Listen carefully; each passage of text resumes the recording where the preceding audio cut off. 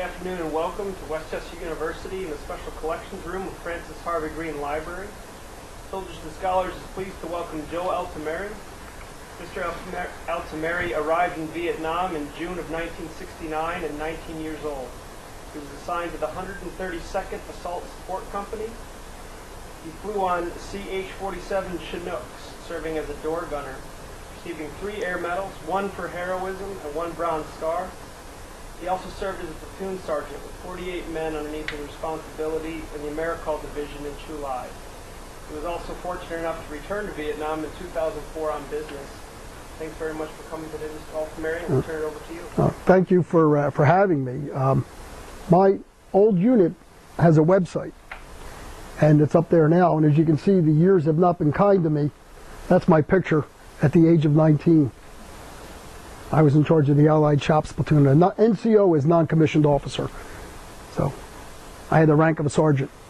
I was 19 when I went.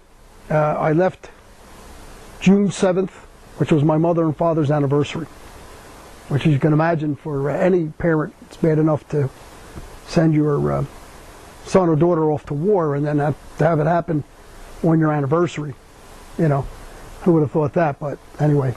And I was fortunate enough to return home pretty much unscathed. A couple of minor flesh wounds from shrapnel, nothing serious. Somewhere I actually have a picture of a Band-Aid on my forehead. I am in the VA medical system because of my exposure to Agent Orange. The VA had determined over the past half dozen years or so that anybody that was in Vietnam was exposed to Agent Orange. You may or may not know that was a defoliant that was sprayed to kill shrubbery, the jungle, etc., so there weren't any hiding places. The real chemical name is dioxin, and it is a toxic. They've actually moved people out of whole towns here in the United States where they've determined there's been deposits of dioxin. They just literally move cities because it is that bad for you. When I went back to Vietnam in 2004, you could still see areas that no vegetation grows at all. At all. It's amazing to me 40 years later, and it still looks like scorched earth. You can still see bomb craters. I started out in Ho Chi Minh City, which is the old Saigon. Saigon. Ho Chi Minh City's almost like New York City. 20 million people live there. High rises. I stayed in a hotel directly across the street from the old American embassy. If you look back at some of the newsreel footage, you would see that the embassy at that time was the highest building in the area, and they used the roof as a helicopter pad to evacuate people on the very last days of the war. Now it's the lowest building, and it's being used as a community college. The one thing I told your professor was I found interesting is that the Vietnamese people really don't hold any animosity towards the Americans. Really dislike the French. The French had conquered and held the country for years as a colony. I guess the French weren't too kind to them. We were kind of a blip on their radar screen. We were really there in force only about 10 years. And when you look at the struggles they've had 1,000 years of conquerors. So they have an affinity towards Americans, which surprises me. After I did my business in Saigon, I went up to where I was stationed 40 years prior, up to Chu Lai, which was the northern part of southern Vietnam. I lived right on the South China Sea. And I went up and probably got to within 100 yards of where I lived. There's nothing there. I was gone. Now they're industrializing that area now. They're putting in an airport. They're putting in a deep water port to try and bring the economy up. Again, that was 2004. This is 7 years later, so I've kind of lost track. I don't know exactly what they're doing, but I guess you had some questions. I'd be happy to answer those questions. Did you email them to me? Do you want me to answer them in any order, or would people just care to ask in general? It's up to you.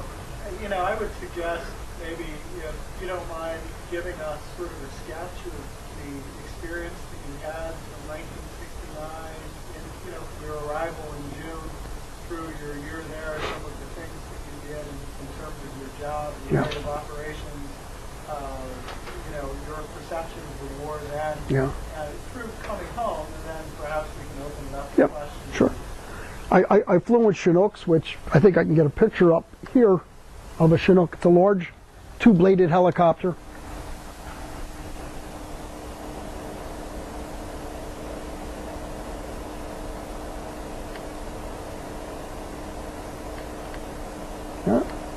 See, it's doing, there it goes. I'm sure you've seen them fly around. Every now and then you'll see them on the news. They're still using them today in Afghanistan and Iraq. That was an A and a B model, which were brand new. They were made right down here by the Boeing company, right on the river just below the airport. Still are to this day. Chinook was useful because it carried a very large payload. They could carry cannons, trucks, water, fuel underneath, and they could also carry 48 full combat troops. For those of you not familiar with the military, 48 combat troops is a platoon. 4 platoons are a company. So when you do what's known as a combat assault, you would take 4 Chinooks in and place an entire company into an area very quickly. I don't know that there's any pictures of combat assaults on that website. I have some of my own personal photographs if you want to see them later. The Chinook was a workhorse over there. You always, if you look at any war movie, you always see the Hueys, which are the smaller helicopters, the UH-1s. They only held 8 troops. So you needed a lot more Hueys to get into an area with a lot of troops. Typically you want to go in with nothing less than a platoon. I was in the Americal Division, which was an amalgam of different units. Most divisions, like the 1st Division or the 101st Division or the 1st Cav, they had designated units that were permanently assigned to that division. The Americal had Marines, Navy, Seabees, Air Force, Army Aviation attached to them. There was no real, and of course 3 infantry brigades. There was no real attached divisions. They were all kind of brought in as a loose amalgam, almost like a co-op, so to speak. We even had Marine infantry with us. They were there for about the first 6 months of my tour. The interesting thing about the Americal, we had a large base camp with Phantom jets, A6 jets, reconnaissance aircraft, a lot of helicopters, even some units from the 1st Air Cav. We did not have any infantry where we were at. All the infantry were out on what was known as an LZ, a landing zone. These were strategically located defensive positions on the top of hills. Typically it was a small group of infantry and some artillery. And we would go out there and resupply them. The infantry would go out and do patrols or sweeps, as they were known, in those areas, and we constantly resupplied them. And sometimes even took the troops back and forth to certain areas because it was very hilly. The area we're at, we lived on the beach, but once you got past, and I lived literally 100 yards from the South China Sea. Once you got past that, it became very hilly and mountainous and very difficult terrain. So, helicopters were used extensively. We had the largest area of operation in the Vietnam War. From Chu Lai, we went 40 miles north, 40 miles south, and then to the west, we went to the Laotian-Cambodian border. And there were 2 Chinook companies in our division, which was unusual. But because of the size of the division, you needed 2 units to support the troops.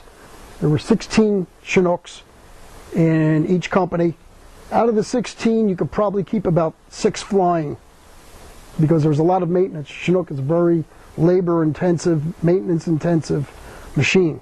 They're very fragile, and they do require a lot of maintenance. It didn't take much to knock one out of service, including the electronics. I flew as a door gunner.